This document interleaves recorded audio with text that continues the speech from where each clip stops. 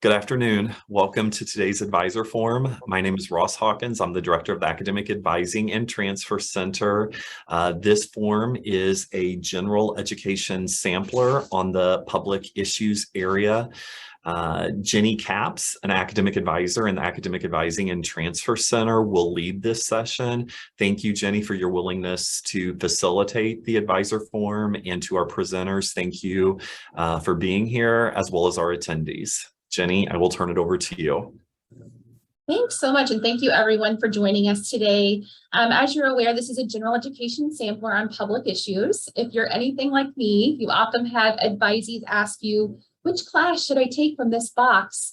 And if you don't teach one of those classes or you're not from one of those departments, oftentimes you rely on the catalog description. But students sometimes would like additional information about the course. And if you're like me in that regard, you're very lucky, because today our presenters will be sharing a bit more about those classes. This is part one. We plan on offering a part two in the spring for the remaining courses in the public issues section. Our presenters today are going to be Dr. Terrell Galloway, Professor Zachary Burt, Dr. Linda Mosier, Dr. Toby Dogweiler, Dr. Kathy Van Landen, and Dr. Jamie Atkinson. In the interest of time, I'm going to go ahead and hand it over to Dr. Terrell Galloway. Thank you. Hi, thanks for having me. I'm the department head in economics, as well as the person who teaches this class. I'm sorry. I need to go back here. And can everybody hear me fine? Yes. I hear you.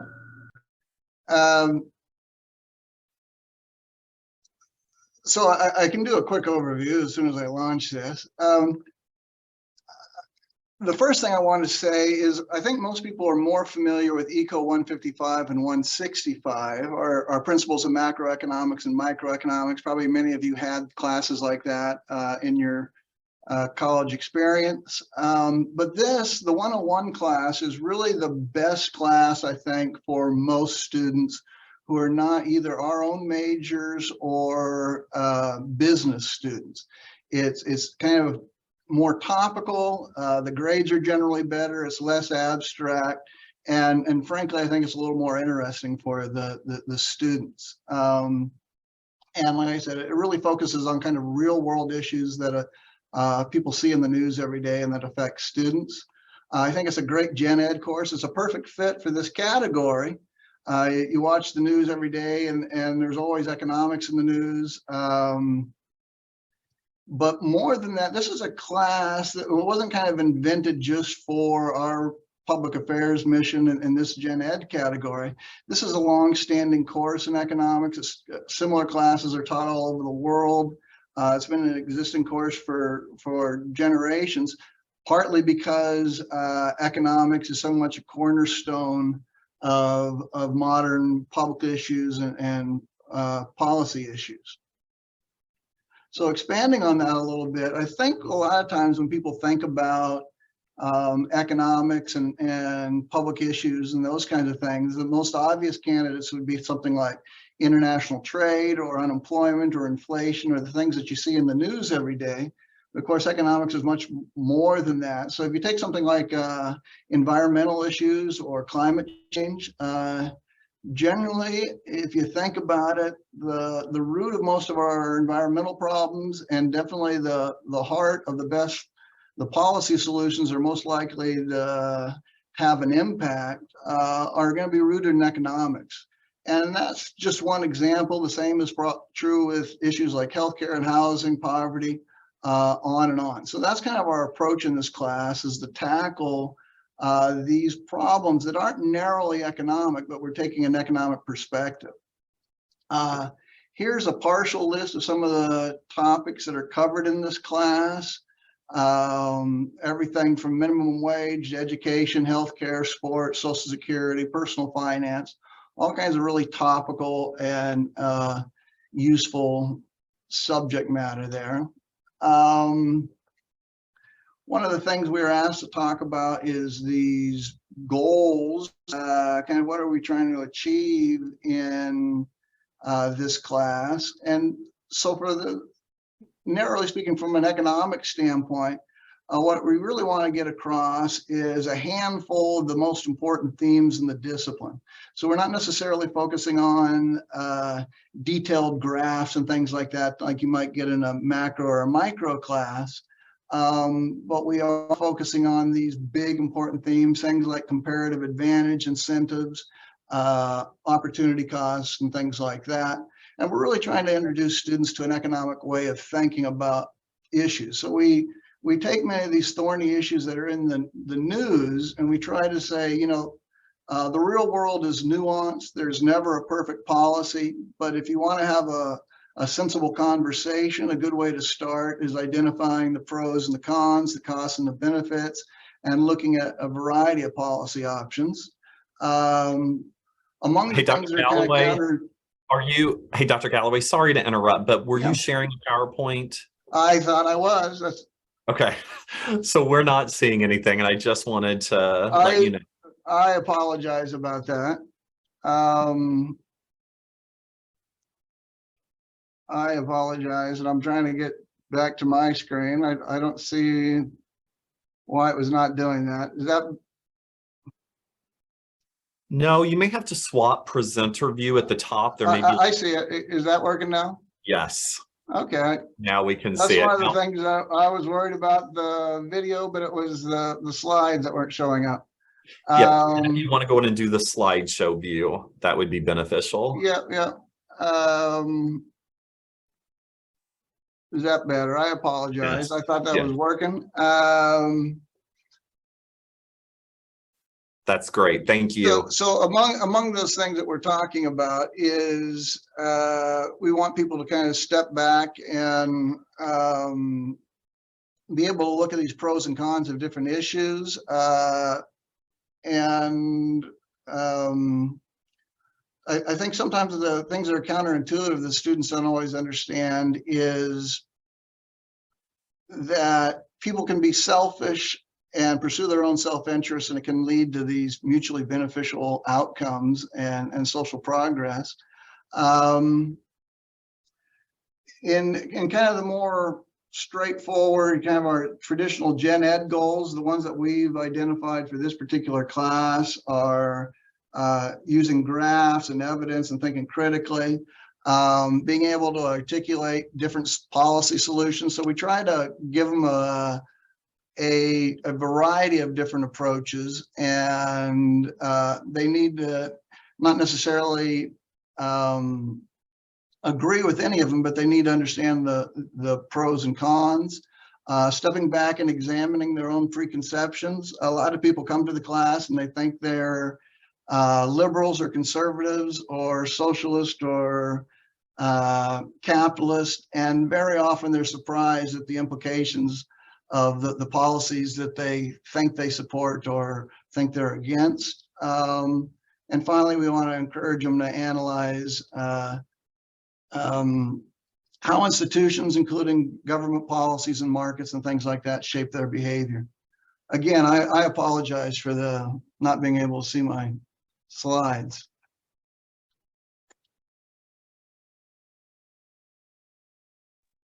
Okay. Any questions?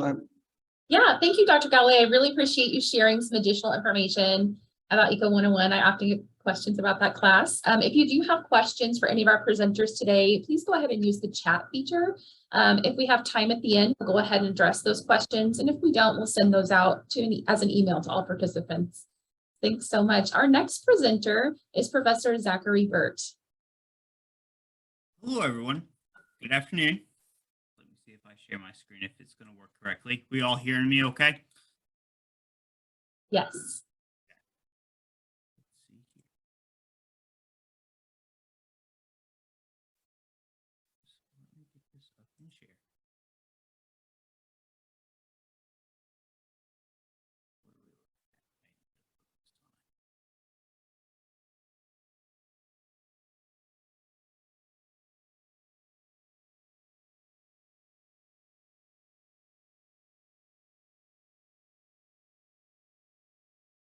There we go.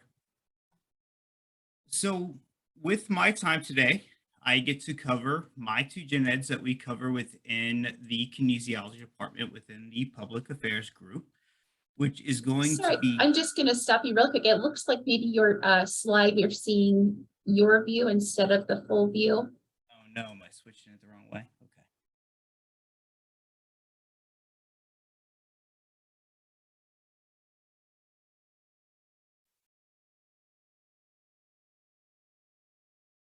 See what it's doing. Let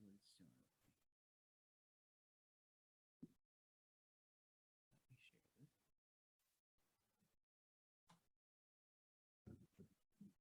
Yes, we can see your slide now. Thank you. Is that better, or did I just make it worse? It just went back. it Yep. was Nope. Let me try one more time. There we go. Thank you. Okay. So I get to cover the two courses that we actually offer here within the kinesiology department, both Kin 210 and Kin 286. First, Kin 210 is our healthy lifestyle and preventive approach class. Our second course is our Kin 286 ethics and diversity in American sport. Normally, if we will look at how the courses fill and the enrollment, the Kin 210 is a little bit of a higher course load, has a little bit more students, but both have really purposeful pathways for the students that are shooting for and kind of wanting to get the needs that they needed for their education. So if I wanted to kind of give that overview of the goals and objectives of these courses, I can kind of start giving us all this course descriptions that we've seen before that I can copy and paste and put in. But if I wanted to give us that overview, that topical information, that if we're meeting with the student, we're talking as an advisor and they're like, why should I take Kin 210 or 286? What does this mean for me? My Kin 210 course really is going to be that holistic lifetime health and fitness course. So it's not necessarily designed to go to that full spectrum of getting everyone to prepare to become licensed as an exercise physiologist or a personal trainer, but making sure that they have been instilled with the knowledge that they need to be successful to keep their fitness going for their lifespan, right? Because as we know, all of us in this room, we have had open times, we get our jobs, we sit down, our schedules change, and if we don't instill those habits, we can kind of start running into some issues. And if we let those things elongate for too long, we can really start running into issues within industry healthcare, medical benefits, and things like that.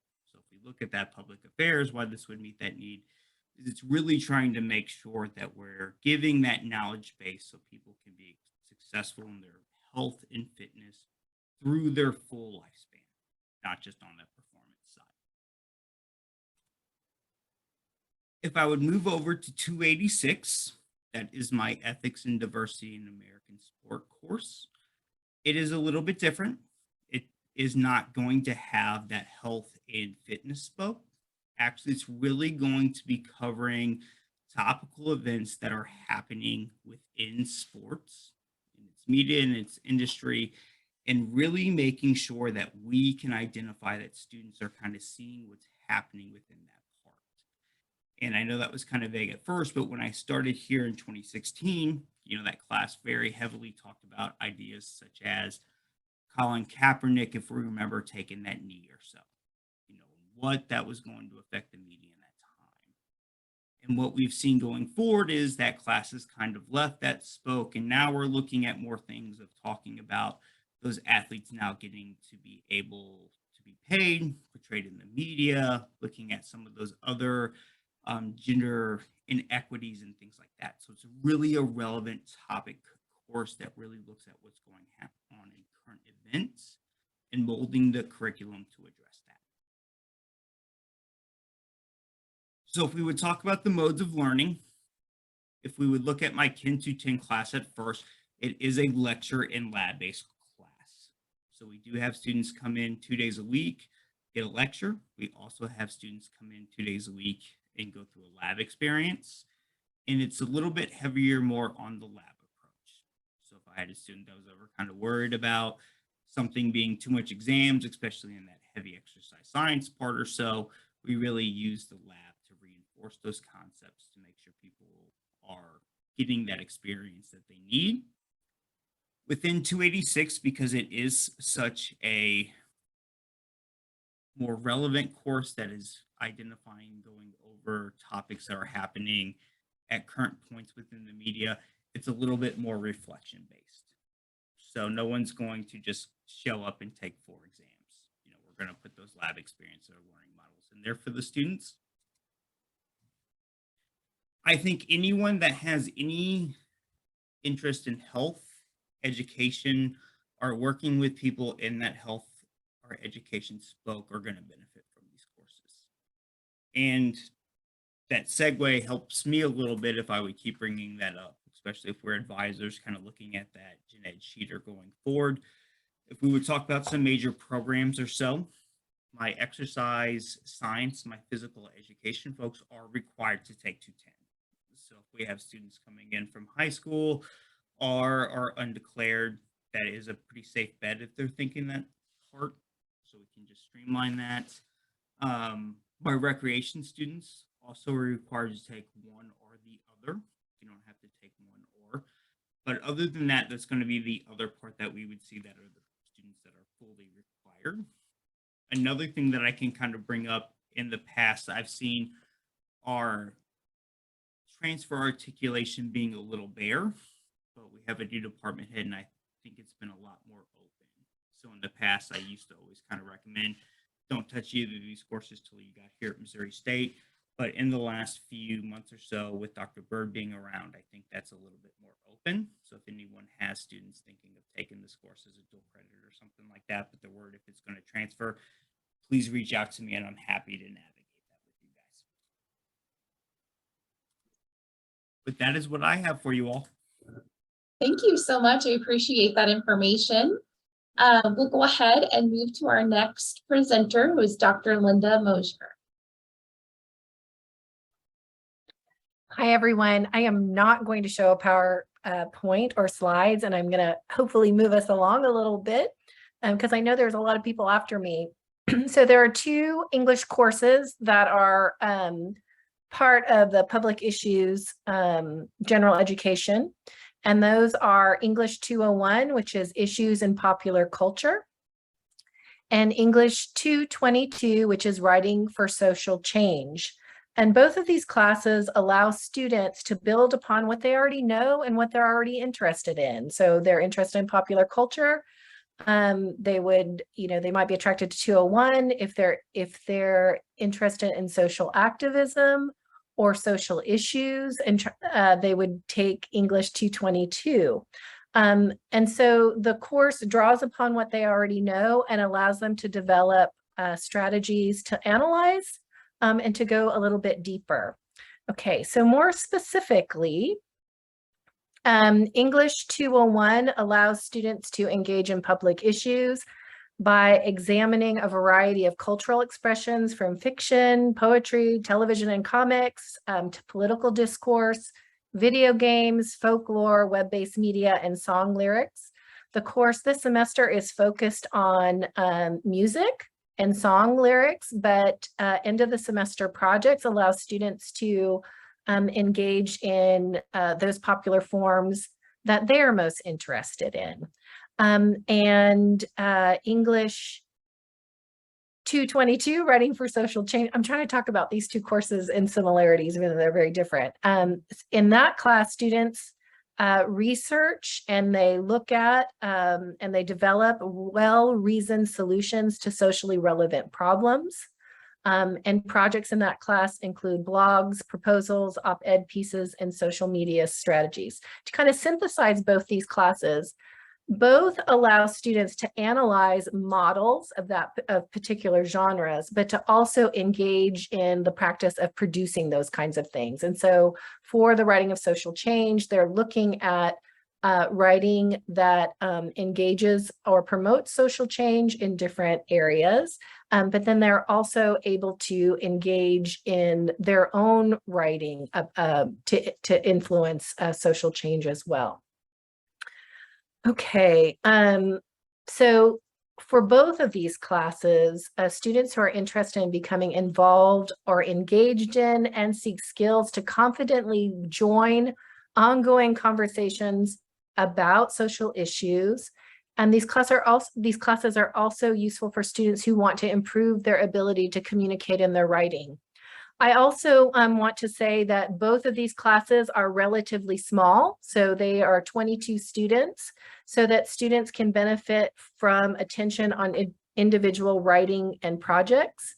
And so if you have students who could benefit particularly for a smaller class, this might be interesting to them. And then English 222, the Writing for Social Change, that course fosters community engaged writing and projects that can allow students to work with a community partner. So students who are interested in doing socially engaged, community engaged work, that class might also be interesting to them. Thank you. Thank you, Dr. Mosier, for sharing a little bit more about those courses. This has all been very helpful for me as an advisor. I hope everyone else has continued to find great value in this. Our next presenter is going to be Dr. Toby Dogweiler.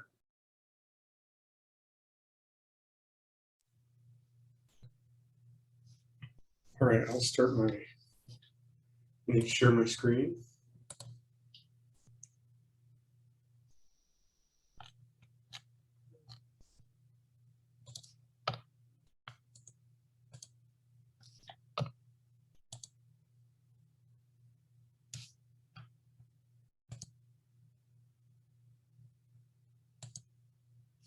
All right, can you see the screen, the PowerPoint? Okay, good. Yes. So I'm going to introduce you to two of our public issues courses, Planning 100, Introduction to Urban Cities, and Geo 200, Exploring Our Digital Earth. I'm not going to read you the whole course description here, but Introduction to Urban Studies is really about how we manage urban environments, how we manage cities. It involves a lot of issues related to sustainability. It also incorporates a lot of issues related to diversity, inclusion, and equity to make sure that everybody in a city has access to recreation, to the infrastructure like utilities that they need, healthcare, transportation, all that stuff. And if you don't think this is important, talk to somebody in Jackson, Mississippi right now where they don't have water, about how important good planning is. I've got a short video here that I want to show. It really does a great job of introducing this topic. I think this is from the University of Michigan, but it fits with the way we teach the course too. Can you hear? Urban planning is the marriage between people and their surroundings. It is how the built environment influences human behavior and interaction. Studying urban planning is daylighting the frameworks and systems that shape our cities and the lives of people within them. The built environment and our human place within it aren't accidental. Urban planning is about peeling away the gloss and brushing away the grit to grasp that cities are human creations that we all have the power to change. What does an urban planner do? Well, don't you ever wonder who decides where the bus stops go? I do. I decide. With other people's help, of course. Urban planning shapes where we live, work, and play, all of which affect our health. It requires us to be intentional about how we plan, design, and distribute those spaces in order to promote better health and social outcomes. Planning is based on the belief that cities and communities are malleable products of developers, governments, and individuals. Planners inform policy and dissect the complex social and physical fabric of urban environments. Urban planning is shaping the built environment at a scale that is relevant to the human experience.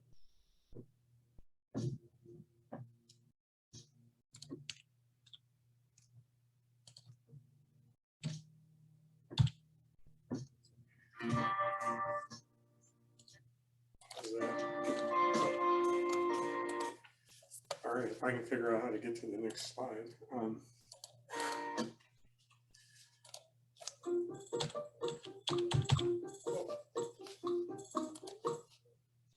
sorry about that. I lost PowerPoint somehow. Here we are. Okay, so back on track. Urban planning is an exciting profession. It's really growing quickly in the U.S. as urban areas continue to grow across the country. So there's really good jobs in this all around, including in Missouri. Our classes tend to have small class sizes, the projects, lots of hands-on projects, discussions, and experiences. And I think it's a good option for students who are interested in the communities they live in and social justice issues, how they can improve the world that they live in. Why take PLN 100? More than half the world's population lives in urban areas. In the US, it's more than 80% of us that live in an urban area. So we all have a stake in understanding this. For majors or students who are potentially interested in a planning major, it's an opportunity to test the waters, find out more about this. If they like it, they can stick with it. If they don't, they can walk away with their gen ed, one of their gen eds ticked off.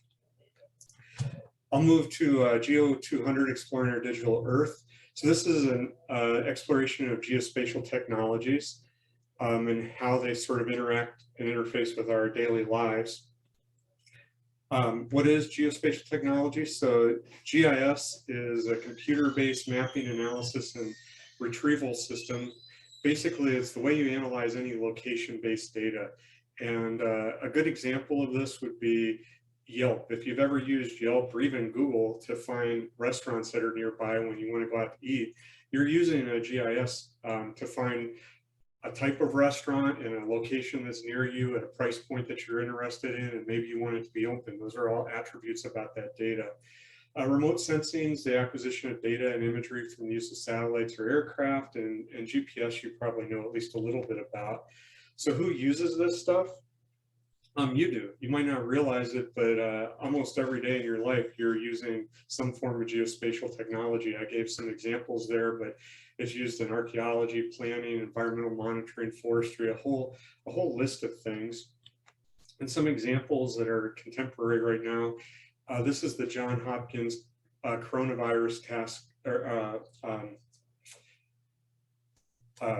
the map that Johns Hopkins put out all through the COVID epidemic. And a lot of people referred to this every day. A lot of news reported on their site. This was one of the main gathering places for COVID data. This is all geospatial technology. Anytime somebody was sick in a specific location, that's a spatial location and a spatial data point. So mapping this out, mapping the movement of the virus around the world and so forth. Of course, we see all kinds of these maps on presidential election nights.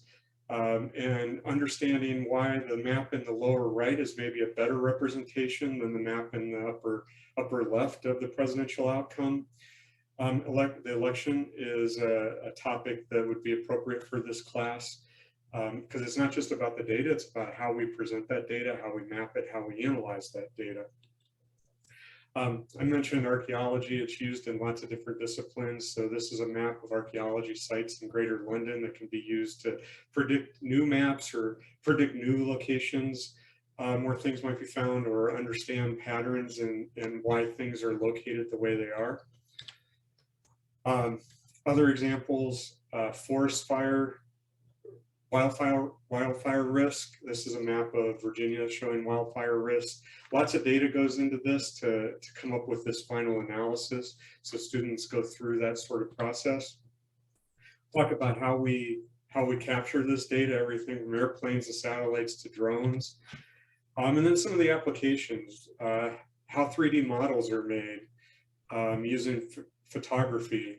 One of the class projects was to create one of these 3D models. Somebody built created a 3D model of the wall from Game of Thrones based on video frame captures from the intro to the TV show. So sort of letting students get hands-on with how to do some of this stuff.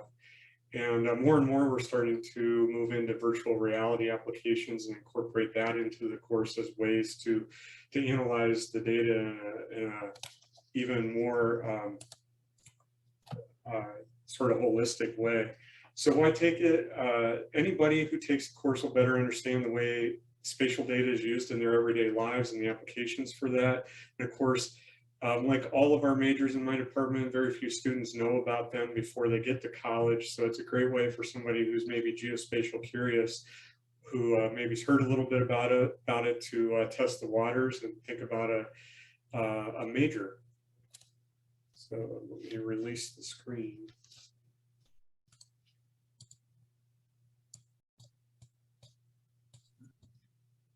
Thank you, Dr. Dogweiler, for sharing a little bit more about those courses. I love seeing those examples of some actual student work as well. That was really neat. Thank you for sharing. I can't remember how to let go of the share. I lost the button. Oh, I see it. Thanks so much. Our next presenter is Dr. Kathy Van Landen, who's going to share a little bit about the courses from her department. Thank you, Kathy. Thank you. I represent the only gen ed course in the College of Business, ITC 200. And ITC is a little fairly new handle. We've been CIS, we've been MIT, but ITC is Information Technology and Cybersecurity. The course we offer is a gen ed course, and it's for everyone. I don't have PowerPoints, but I do have a great course to tell you about. And now I have a keen interest in about 5 other courses that I've heard about this morning that I would like to take using my faculty credit. So I'll be signing up for some of these courses. But ITC 200 is one of the courses that a number of seats are held back for in SOAR. So we have a lot of freshmen enrolling in ITC 200 and 201. 200 is the one that is specifically gen ed that I'll talk about today. If you are looking to advise a student into it and notice that catalog descriptions has a 12-hour prereq, that is waived in SOAR, and I don't really know how that works, but I have a feeling it's been waived, although it's still listed in the catalog, not by design, but in order that the SOAR students could enroll in it. The reason for the prerequisite of 12 hours is because we do have group work, and sometimes we thought freshmen may not be ready for group work until they've had some individual work on their own. But we've rolled with the punches. We've got freshmen in both this 200 and 201 because we hold so many seats for SOAR for them, and they do just fine. Actually, the group work is really probably a good experience for the freshmen as they'll be engaging in it throughout their coursework, not just in the College of Business. This isn't specifically for College of Business students, although it is required for College of Business students. So if you're advising a student that may be interested in College of Business, it's a good one to put them in. But honestly, it's not business oriented, it's community oriented. The name of the course is Critical and Creative Thinking Using Information Technology. And the critical and creative thinking are applied to a community issue from the community report. The critical thinking is done through research, so we enhance library skills, not only gathering the data, but analyzing the data. From there, we engage in creative thinking, coming up with all kinds of solutions, which may or may not be realistic, but giving them a chance to see if this problem hadn't been solved before, let's think outside the box. Let's think of other ways to do it after seeing maybe what other communities have done. Then they have to get a little more into their critical thinking and say, why hasn't this worked? And some of these ideas will have to be eliminated that we've come up with, but it's a good way for them to expand their thinking, come up with divergent ideas, and then come back in with convergent ideas to come together and come up with four viable solutions based on their research. From there, we start to introduce some of the skills that are business application based, but not necessarily only business students use. And those are the Office applications, which include Excel, Word, and PowerPoint. With Excel, we introduce some of the basics. Some of the students haven't used Excel. A few years ago, we had the idea that students coming into college knew all about using computers. They knew all about using their phone and some of the social media, but they don't necessarily know some of the productivity applications. So we give them an introduction to Excel, and then we use Excel for a weighted criteria analysis so they can look at some of their solutions. What's the criteria for choosing a solution, and how does this particular idea meet that criteria? So they can subjectively weigh their solutions, and then we look at charts so they can visually see that, and those are things they can do in Excel. We use Word to prepare the presentation in a professional format. We have them bind it, we have a cover page, we have a table of contents, they do a bibliography, so they get some practical experience in Word preparing a professional presentation. And then as a group, they present their findings to the class in a PowerPoint. So we do several lessons on the PowerPoint, preparing that in a professional manner. And when I look at evaluation, students often comment that they really appreciate getting more training in these areas than they've had in the past, and they will be using them. It's not just freshmen, though, that take the class. We get a lot of freshmen in the fall, and then in the spring, we get freshmen and sophomores. We start to get more sophomores who have decided they will major in business, and this is a prerequisite for a business in major. And then we get a lot of juniors and seniors in the online sections. I teach the online sections, and I think the juniors and seniors are maybe filling out their schedule with the course that I'm going to say, not going to say looks easy, but it's going to say looks interesting to them. And they end up taking the course as a junior and senior, although it's a 200 level course. One of the dominant features, as I say, is the group work, and it is integral to the course that they begin to work together. And even in the online class, they have to work in a group. That has its challenges, either seated or online. Group work does. The groups range from 4 or 5, and maybe in online I'll even put 6, knowing that there may be 1 or 2 that don't pull their weight in there. That is a rather large group, but it usually kind of filters down to the active participants in that. All the materials are available through Cengage Unlimited, so we don't actually have the books for them. Some of us dinosaurs still have them in our office and look through them, but we do have a series of books that are called Soft Skills, Problem Solving, Decision Making, Verbal, Written Communication, and then for the office applications, we actually have them work through tutorials. Again, these are all online. They don't buy any hard copies. And if they're taking any other courses where the materials are in Cengage, they can use the same subscription for that. So we found that it's been save some money for the students, which has been helpful. There's a lot more I can tell you about it, but I won't. I just hope I piqued your interest in the class and would encourage you to encourage your students to sign up for the class. They'll meet students from every major. It's definitely not just business majors. Thanks so much, Kathy. I will say I've had many students in my GEP 101. I was surprised how little experience they have with desktop computers. That's new for me, so I appreciate a little bit more about that and how that can benefit students. Also, just a reminder, most of our presenters have provided a sample syllabus, or maybe I didn't say that yet, but they did. And so I will be sending those out to all of the attendees today so that you can view a little bit more detail about the courses throughout the semester as well. Thank you. And then our last presenter is Dr. Jamie Atkinson. So I'm going to over to him. How's everybody? I'm kind of discussing our EDC 249 course that we have in College of Education. I believe it's our only gen ed course. We may have 1 or 2 more, but that's our primary gen ed course that we're kind of offering out of the College of Ed. And it is meant as what we would consider the social foundations of ed category. It covers a broad range of topics that gets into more of the social and the historical aspects of education and how that came to be.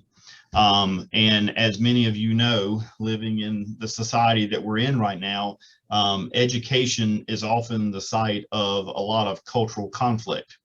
And if you go to your local school board meetings and you pay attention to what's happening and the debates over what books should be taught, the whole controversial issues over critical race theory and how those things are viewed, and is it in schools, is it not? These are the kind of things that we get into in EDC 249.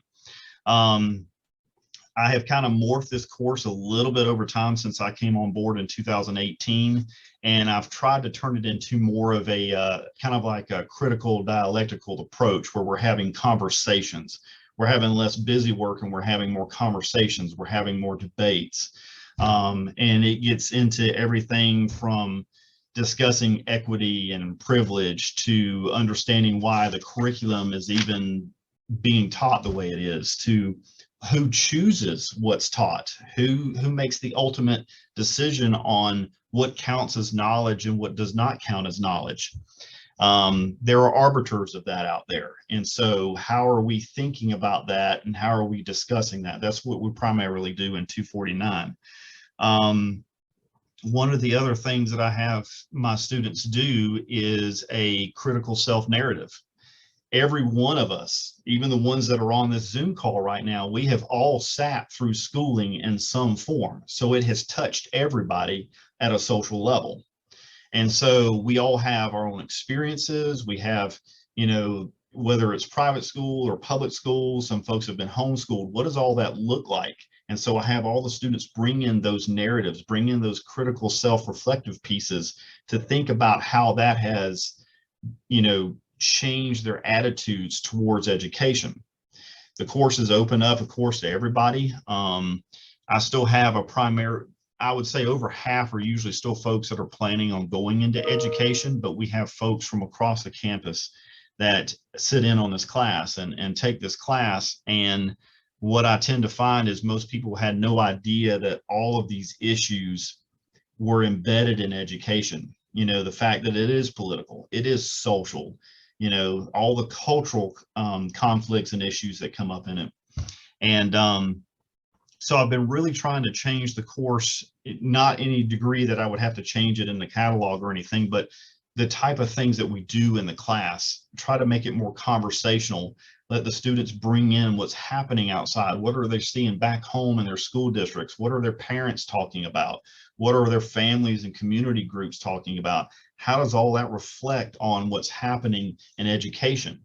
Because they watch the news, they're paying attention to social media, they know what's happening, and education always seems to have some kind of central role in our cultural norms and the things that are going on in society. So that's what we want to try to uncover in the EDC 249 course. How has this changed over time? Why does education look the way it does now? What instigated that? How did it change from the early 20th century up to the now, going to the modern school system? How has charter schools changed the dynamics of public education? What does this mean for students? Are we moving into a period where we're resegregating society based on who has and who has not had something? All of those topics kind of come up.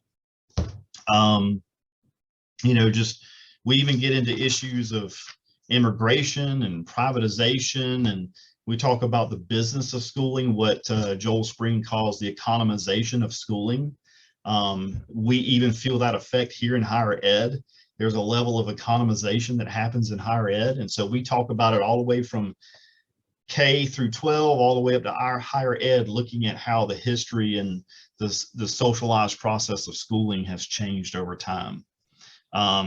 Obviously, it's a very broad topic. It is something that I never feel like I can get totally across in one semester. I wish I had a couple of semesters just to focus on this same type of material. But the biggest thing that comes out of the course is an understanding of primarily public school and what is public schools' mission in our society, and how that has changed. What are the different ideas that people have had over time as to the goals, purposes, and aims of public education? Is it merely to fit students eventually into the role of worker and fit them into some particular role and position in society?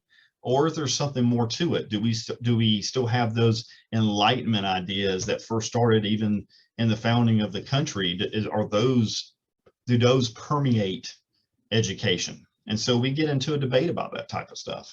So I didn't bring in anything as far as a PowerPoint to show everybody, but like I said, every semester we work on these critical self-narratives, and by the time that they're through with the semester, they are looking at John Dewey's work and how he views schooling, something that he wrote back in the 1930s. And then I have them model based on everything that we've talked about. Their culminating activity is to think about it in terms of how Dewey would think about schooling now, and they put it into their context and they write up how they think schooling should be.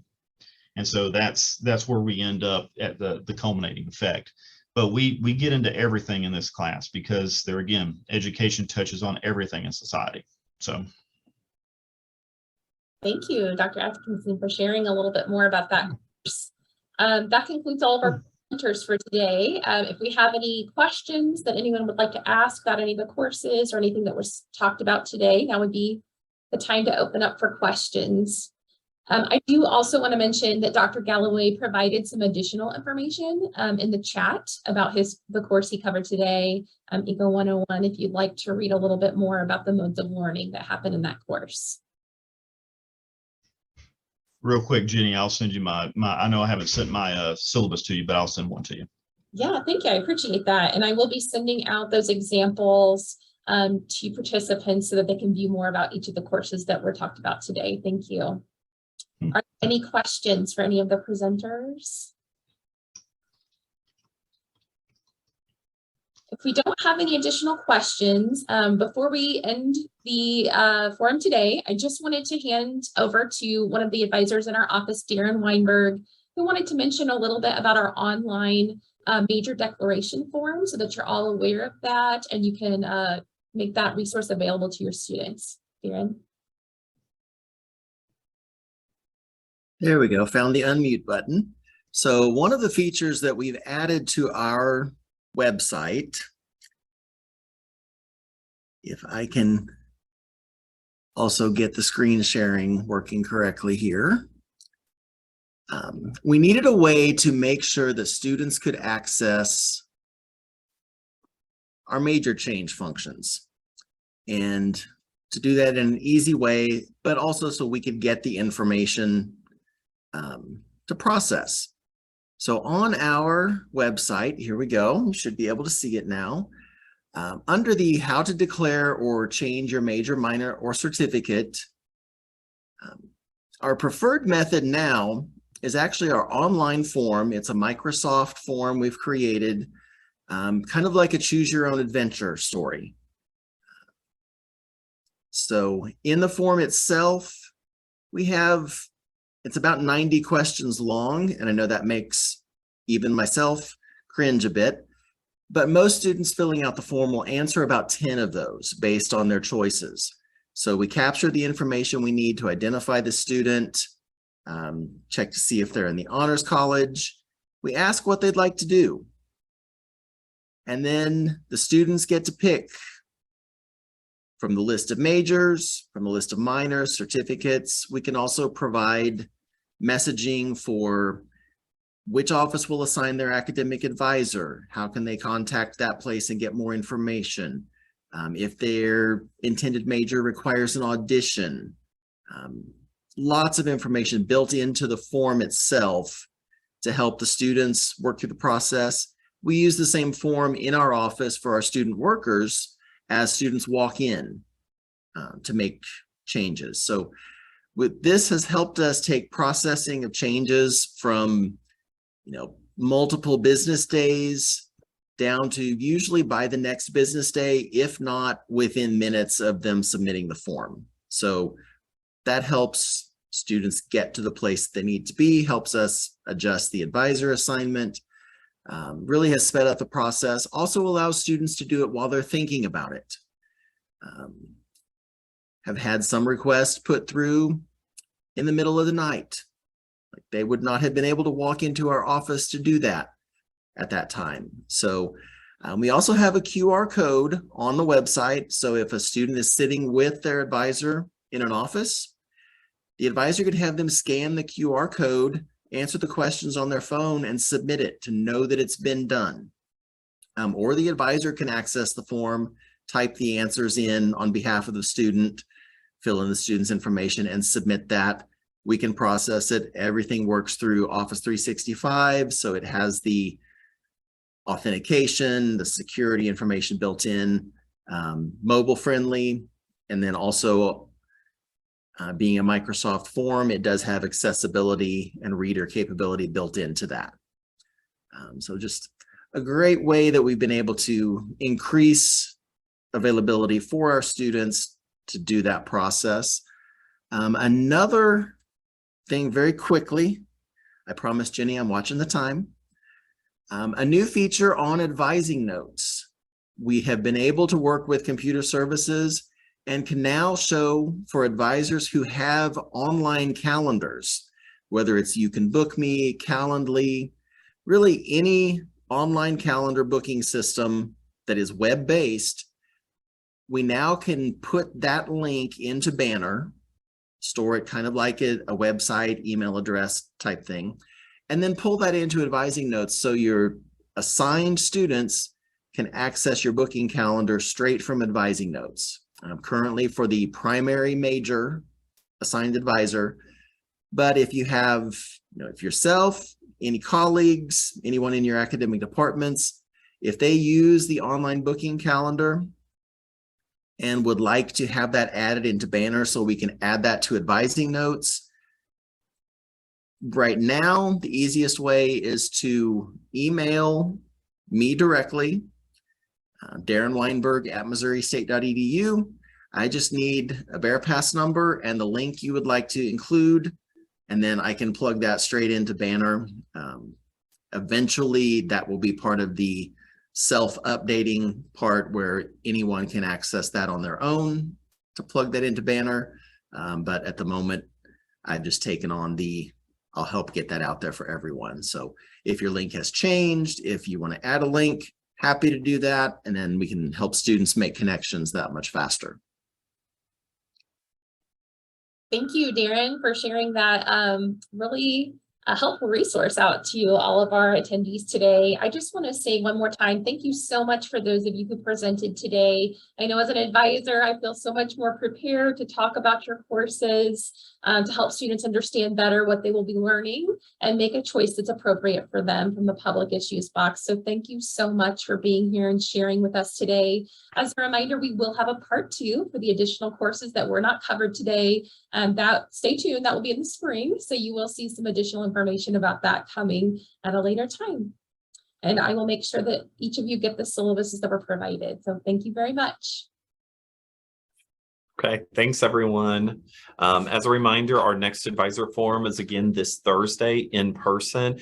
Our next 3 advisor forums are all seated opportunities. So the next Zoom advisor forum is not until Thursday, December 1st. So hopefully we'll get to reconnect in person. It's been a few years since we've had an in-person advisor forum. So I look forward to seeing many of you perhaps for the first time in a few years. Enjoy the rest of your day. And as Jenny said, thank you for being at today's advisor forum. Bye.